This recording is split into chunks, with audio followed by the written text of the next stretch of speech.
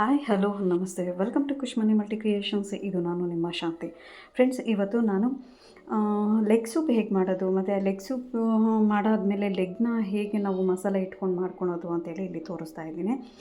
Leg ಇವಾಗ ಚಳಿಗಾಲ ಆಗಿರೋದ್ರಿಂದ ಲೆಗ್ ಸೂಪು, ಈಗ ವೆಜಿಟೇಬಲ್ ಸೂಪ್ ಆಗಿರ್ಬೋದು, ಲೈಕ್ ಈ ಥರ ಮಟನ್ದಾಗಿರ್ಬೋದು, ಈ ಥರ ಸೂಪ್ಗಳು ಕುಡಿಯೋದ್ರಿಂದ ಚಳಿಗಾಲಕ್ಕೆ ತುಂಬಾ ಒಳ್ಳೆಯದು.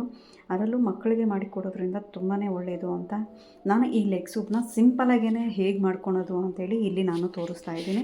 ಮತ್ತು ಹೆವಿ ಆಗಿ ನಾನೇನು ಮಸಾಲೆ ಥರ ನಾವೀಗ ಹೋಟೆಲಲ್ಲೆಲ್ಲ ಸಿಗುತ್ತಲ್ಲ ಸೂಪು, ದೋಸೆ, ಇಡ್ಲಿ ಆ ಥರ ಸೂಪ್ ಕೊಡ್ತಾರಲ್ಲ, ಆ ಥರ ಸೂಪ್ ತೋರಿಸ್ತಾರಲ್ಲ, ಸಿಂಪಲಾಗೇ ಲೈಟಾಗೇ ಈಸಿಯಾಗೆ ಕುಡಿಬೋದು ಅನ್ನೋ ರೀತಿಯಲ್ಲಿ ನಾನು ತೋರಿಸ್ತಾ ಇದ್ದೀನಿ. ಇಲ್ಲಿ ನಾನು 2 ಲೆಗ್ನ ತೊಗೊಂಡು ಅದನ್ನು ಕಟ್ ಮಾಡಿಸಿ ಕ್ಲೀನ್ ಮಾಡಿ ತೊಗೊಂಡು ಬಂದಿದ್ದೀನಿ. ಈಗ ನಾನು ಚಿಕ್ಕ ಕುಕ್ಕರ್ಗೆ ಜಸ್ಟ್ ಒಂದು ಅರ್ಧ ಟೇಬಲ್ ಸ್ಪೂನಷ್ಟು, ಲೈಕ್ 1 ಟೇಬಲ್ ಸ್ಪೂನ್ ಅಂತಲೇ ಅಂದ್ಕೊಳ್ಳಿ, 1 ಟೇಬಲ್ ಸ್ಪೂನಷ್ಟು ಕುಕ್ಕರ್ಗೆ ಹಾಕ್ಕೊಂಡು ಬಿಸಿ ಮಾಡ್ಕೊತಾ ಇದ್ದೀನಿ. ಎಣ್ಣೆ ಜಾಸ್ತಿ ಹಾಕಿದ್ರೂ ಸೂಪ್ಗೆ ಚೆನ್ನಾಗಿರಲ್ಲ. ಜಸ್ಟ್ ನಾವೇನಂತಂದರೆ ಸ್ವಲ್ಪ ಫ್ರೈ ಆಗಬೇಕಲ್ಲ, ಪಾತ್ರೆಗೆ ಅಂಟ್ಕೋಬಾರ್ದು ಅನ್ನೋ ಒಂದೇ ಒಂದು ಕಾರಣಕ್ಕೋಸ್ಕರ ನಾನಿಲ್ಲಿ 1 ಟೇಬಲ್ ಸ್ಪೂನಷ್ಟು ಎಣ್ಣೆ ಹಾಕ್ಕೊಂಡಿದ್ದೀನಿ. ನೀವು ಹಾಗೆ ಮಾಡ್ಕೊತೀನಿ ಅನ್ನೋದಾದ್ರೂ ಮಾಡ್ಕೋಬೋದು. ಎಣ್ಣೆ ಇಲ್ಲದೇ ಸೂಪ್ ಕುಡಿಯೋದು ಒಳ್ಳೆಯದೇ ಅಂತ ಹೇಳ್ತಾರೆ. ಸೊ ಬಟ್ ನಾವೀಗ ಬರೋ ಪಾತ್ರೆಗಳಲ್ಲೆಲ್ಲ ಅದು ಆಗಲ್ಲ. ಅದಕ್ಕೋಸ್ಕರ ನಾನು ಇದನ್ನು ಈ ರೀತಿಯಲ್ಲಿ ಮಾಡ್ತಾಯಿದ್ದೀನಿ. ಈಗ ನೋಡ್ಬೋದು ಆಲ್ರೆಡಿ ಎಣ್ಣೆ ಕಾದಿದೆ. ಇದಕ್ಕೆ ನಾನು ಒಂದು 1/4 ಟೇಬಲ್ ಸ್ಪೂನಷ್ಟು ಜೀರಿಗೆ ಮತ್ತು ಮೆಣಸು ಅಂತಂದರೆ ಒಂದು 7-8 ಆಗಿರ್ಬೋದು ಅಷ್ಟು. ನಾನು ಇದನ್ನು ಪುಡಿ ಮಾಡ್ಕೊಂಡಿಲ್ಲ, ಡೈರೆಕ್ಟಾಗಿ ಹಾಗೇ ಎಣ್ಣೆ ಒಳಗಡೆ ಹಾಕ್ತಾಯಿದ್ದೀನಿ.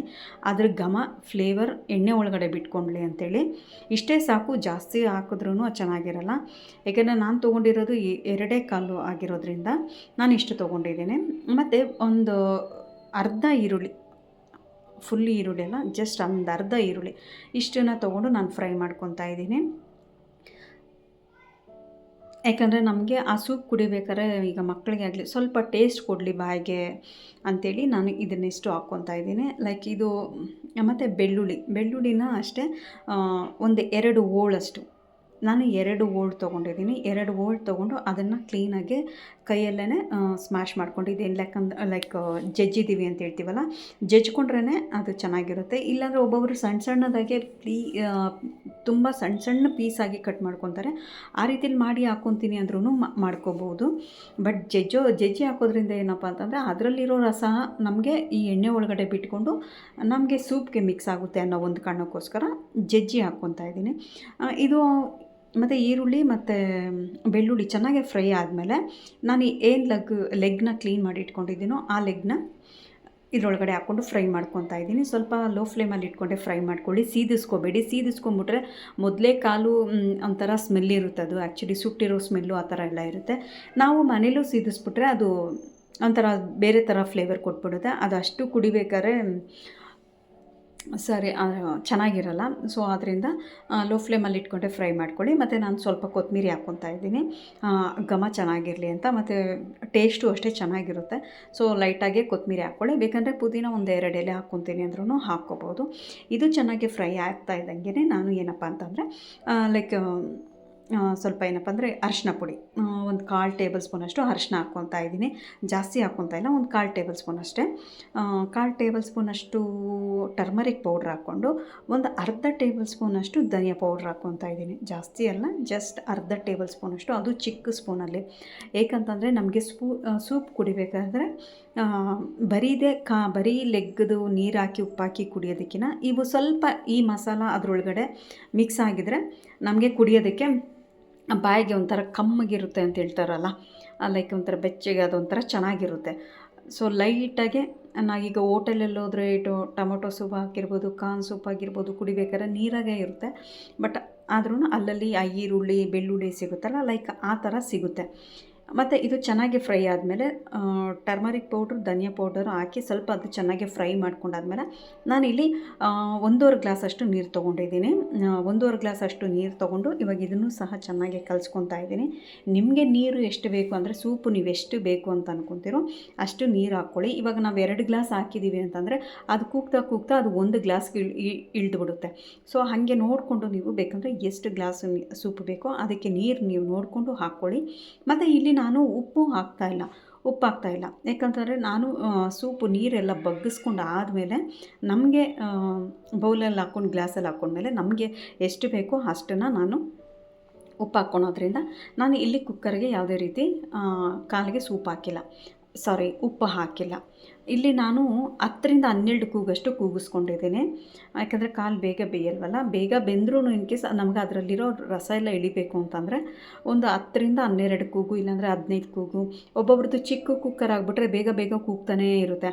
ಆ ಟೈಮಲ್ಲಿ ಇದ್ದಾಗ 1-2 ಕೂಗು ಎಕ್ಸ್ಟ್ರಾನೇ ಕೂಗಿಸ್ಕೋಬೇಕಾಗುತ್ತೆ. ಲೈಕ್ ನಾನು ಈ ಥರ ಒಂದು 12 ಕೂಗು ಕೂಗಿಸ್ಕೊಂಡಿದ್ದೀನಿ. ಈಗ ಇದು ಕಂಪ್ಲೀಟಾಗಿ ತಣ್ಣಗಾಗಿದೆ. ತಣ್ಣಗಾದಮೇಲೆ ನೀವು ನೋಡ್ಬೋದು ಇವಾಗ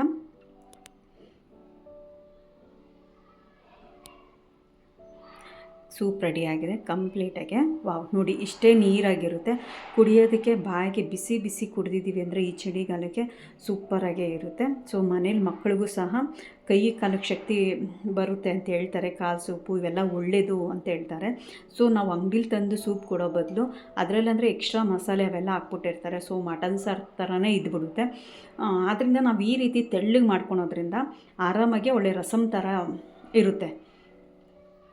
ಈ ಚಳಿಗಾಲಕ್ಕೆ ಈ ರೀತಿಲಿ ಸೂಪ್ಗಳು ಕೊಡೋದ್ರಿಂದ ತುಂಬಾ ಚೆನ್ನಾಗಿರುತ್ತೆ ಮತ್ತು ತುಂಬಾ ಒಳ್ಳೆಯದು ಮತ್ತು ಹೆವಿ ಟೇಸ್ಟಿ ಇರುತ್ತೆ. ಸಿಂಪಲಾಗಿ ನೀವೇ ನೋಡಿರ್ಬೋದು ಈಗಾಗಲೇ ತುಂಬಾ ಸಿಂಪಲು, ಏನು ಎಕ್ಸ್ಟ್ರಾ ನಾವು ಆ್ಯಡ್ ಮಾಡೋಂಗೆ ಇಲ್ಲ.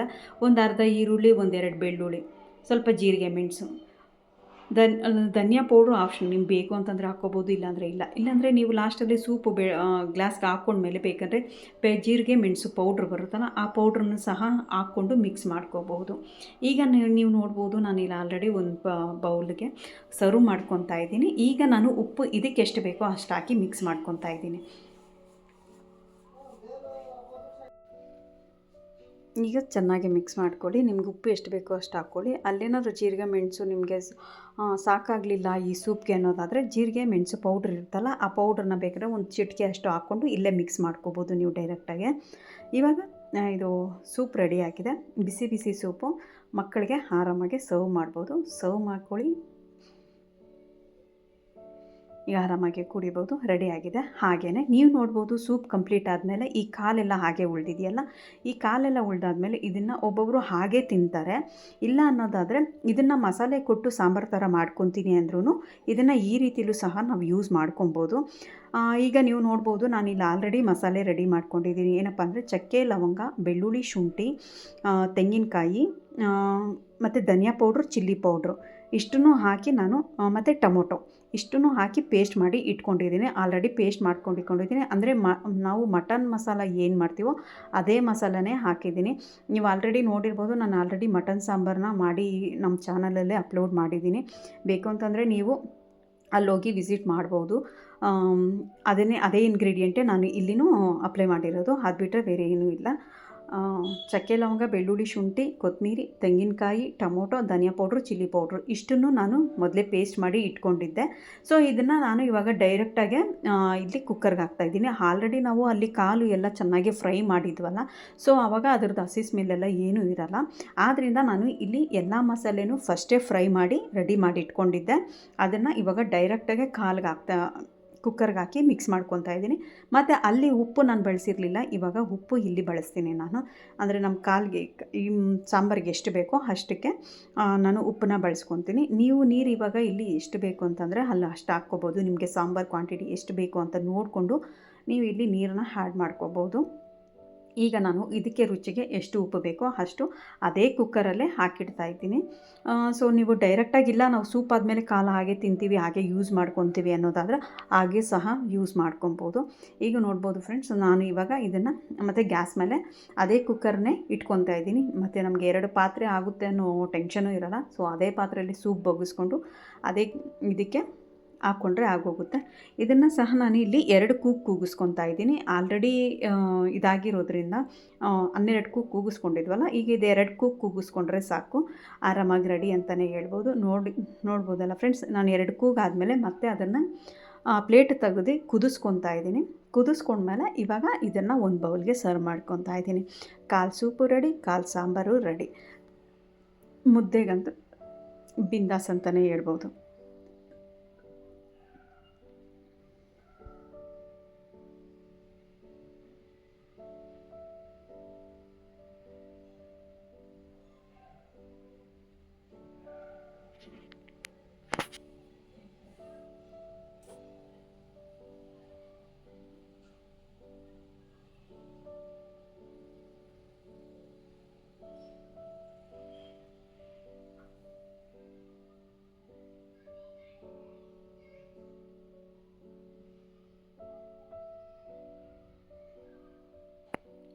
ಈಗ ನಾನು ಆನಿಯನ್ ಮತ್ತು ಕೊತ್ತಂಬರಿಯಲ್ಲಿ ಗಾರ್ನಿಷ್ ಮಾಡ್ಕೊತಾ ಇದ್ದೀನಿ.